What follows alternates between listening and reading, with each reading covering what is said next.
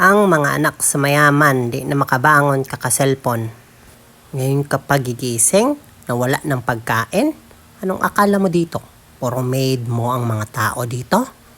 Pasweldohan nyo na lang ako. Daig pa kayo nung anak ni Merlin. Alas 4 pa lang, gumigising na, naglalaban na. Ay Zeus, sa inyo, wala man lang akong maasahan. Kami noon bitaw, ay, magalit talaga si mama pag hindi kami nagising ng alas 4. Disiplinado man kami noon, kay wala man kaming cellphone. Kaya mga pagod yung mga katawan nyo, kay kaka-cellphone nyo yan. Ako talaga'y taka sa inyo, wala man sana kayong mga trabaho. Pero lagi kayong pagod. Hindi ko na alam anong gagawin ko sa inyo, Buti pang magkanya-kanya tayo. Pagkatapos mo dyan, humilata ka ulit, ha? Huwag ka na lang maghanap ng trabaho. Kay daghan man tayong pera. Sabi ko sa inyo, patayin nyo ang tubig pagkatapos yung gamitin. Husan ang bowl. Mga bagra talaga kayo. Pati yung mga hinigaan, di pa talaga niligpit. Para talaga kayo may mga maid. Pa yung mga ahas, kung saan iniwan ang pinagbalatan, doon lang. Wala talaga kayo sa kalingkingan namin. Hindi man ako ganyan. Saan ba kayo nagmana? Dahil wala kayong naisipang gawin, maglalakwat na lang. Punta na lang sa kapitbahay. Kay ganyan lang naman ang hilig nyong gawin. Hindi na talaga kayo mautusan dito. Ang dami pang sasampay. Ako na ang naglaba, ako pa magsasampay, ako pa magsasaing. Yung platong hiniram nyo sa kapitbahay, isoli nyo na yan. Mahiya naman kayo. Kahit konti. Sinasabi ko sa'yo, Undo, ha? Huwag magbubukas ng rep doon sa kapitbahay. Nakakahiya ka naman, makikain ka pa doon. Pag-soli mo nyan, bumalik ka agad. Huwag magsigig tambay. Maghanap na ng trabaho. Maluoy ka naman.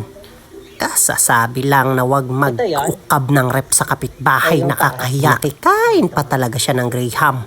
Tapos di man lang ako maalalang dalhan. At hope kaayo ang buang, abig ilaha. Hindi ko na talaga alam ang gagawin ko sa'yo. Kahit siguro ilublob ka sa drum, di ka na magbago. Yung mga iro dire, mga manok, wapapakan Kumakain lang, siya lang.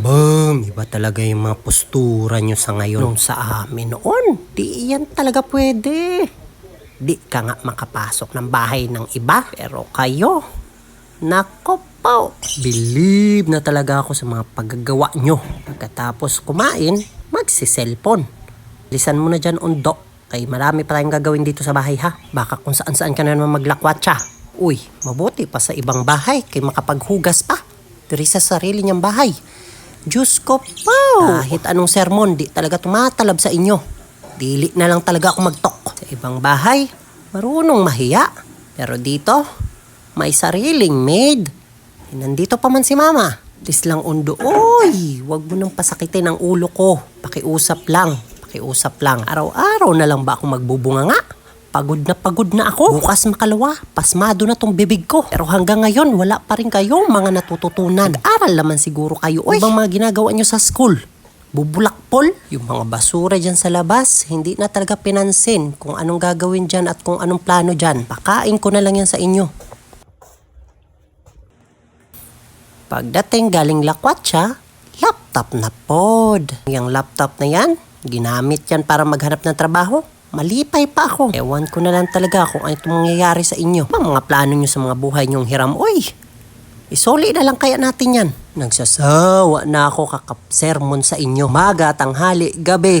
Wala na may katapusan. Di pa rin naman natututo. Kahit siguro pokpoko na ang mga ulo ninyo, hindi talaga kayo matuto. Ano na lang pag namatay na ako? Paano tong bahay? Uuri na lang kayo. Wala talagang nagmana sa akin. Pagod na ako. Wala man lang bang magwawalis dito sa bahay? Buti kung ganun, nakaisip-isip ka. Tagal ko nang sinabi yan sa'yo pero wala ka talagang plano. Ngayon lang kung hindi magbunga nga. Ang pabang ubusin ang laway ko para kayo ay magsipagkilos. Hanap ka ng trabaho, ha? Yung malaki ang sahod. Huwag yang paputyo-putyo. Talino naman siguro kayo. Alam nyo naman ang tama sa mali. Stress na talaga ako. Sana naman may anak na magbigay na sa akin ng pera. Gusto ko na rin namang magpahinga. Gusto nyo pagpahingahin ako kahit konti, kahit sandali. Yung ibang anak, napag-ukada na ang kanilang mga mama. Si Maring Nene, balik sa abroad. Si Dudong, yung anak ni Tonet, nakabili na ng mga appliances. O kaya nito, kailan kaya ako giginhawa? Sino kayang anak ang makaisip na tumulong sa akin? Kinsenas katapusan, magbibigay man lang ng pera para makabawas-bawas dito sa gastusin. Hindi ko man yan kakainin, hindi ko man yan nanakawin. Para naman yan sa bahay. Stress talaga ang inabot ko sa inyo. Uy, mag-isip-isip na kayo. Kasi kung hindi nyo ayusin yung mapag-uugali nyo, magbalot-balot na kayo. Kanya-kanya na lang tayo, kay pagod na ako. Isipin nyo namang tulungan ako kahit konti. Yung mga saksakan dyan, bunutin ha. Ay wala kayong binibigay sa pambayad ng kuryente. Anong plano nyo? Tulog na naman maghapon. Ay, maganda yan.